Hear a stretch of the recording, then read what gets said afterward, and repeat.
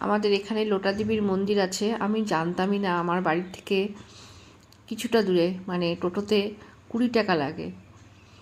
এত সুন্দর একটা মন্দির সেদিনকার ঘুরে এলাম, এত ভালো লেগেছে।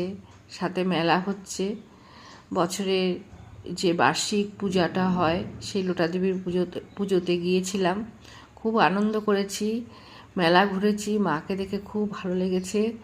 আবার যেন মায়ের ওখানে যেতে পারি। তোমাদের সাথে একটুখানি এই মায়ের মন্দিরটিকে শেয়ার করে নিলাম। তোমরা পাশে থেকো।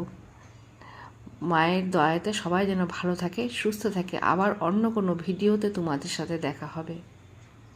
জয় মা, জয়।